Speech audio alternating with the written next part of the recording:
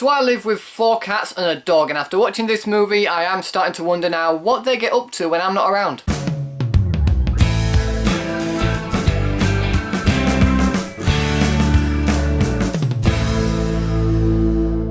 The Secret Life of Pets. So The Secret Life of Pets stars with voice talents of Louis C.K, Eric Stonestreet, Kevin Hart, Lake Bell, Ellie Kemper, Steve Coogan and Albert Brooks. And in this movie we follow Max, who's a small dog who's been with his owner Katie for quite some time. It's just been him and her, and they have this bond, they have this connection together. However, one day Katie comes home with a new big dog called Duke, and him and Max immediately hate each other. They start trying to find ways of getting rid of the other. However, when a plan goes wrong, they are both left on the streets without their collar, and they have to try and get home. And while that's going on, all of Max's friends are out trying to find him. Now, when I first saw the trailer for this movie, I was expecting a fun family movie that everyone can enjoy. And is it that? Yes, but it's not entirely great. It's not bad, but it's not amazing. First off, I think the voice cast all suit their roles perfectly. Louis C.K. and Eric Stonestreet seem to bounce off of each other really well as these characters. Kevin Hart, who plays the fluffy white rabbit in this movie, I found hilarious. However, it is just a Kevin Hart role where you have him doing his usual loud screaming, but he brought a few good laughs to the movie. The rest of the voice cast did well in this movie. I didn't think there was a character that were miscast. The animation was really good for this movie. I thought it looked really beautiful on screen with the bright colours. I thought the animals were really well detailed, especially down to their mannerisms. And the movie is well directed as well. However, I feel that the weakness for this movie is more the story. So this is the type of movie that you've seen many times before, and it is very predictable as it goes along. You know exactly how this movie is going to play out. There are a few elements that I found quite new and interesting, but overall it's the same sort of plot you've seen in other movies. I also feel like the romance that was in this movie wasn't really necessary.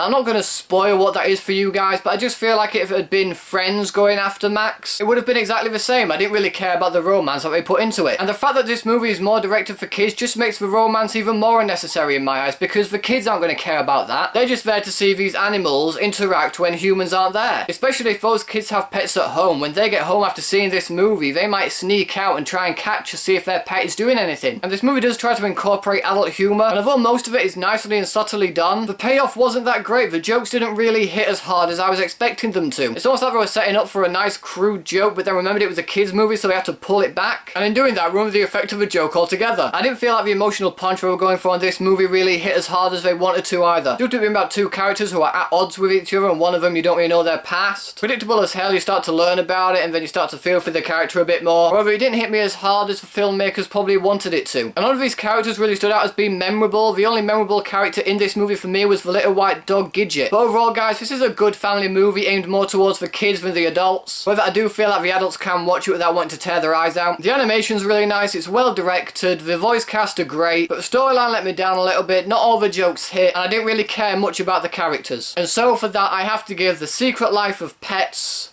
3 stars.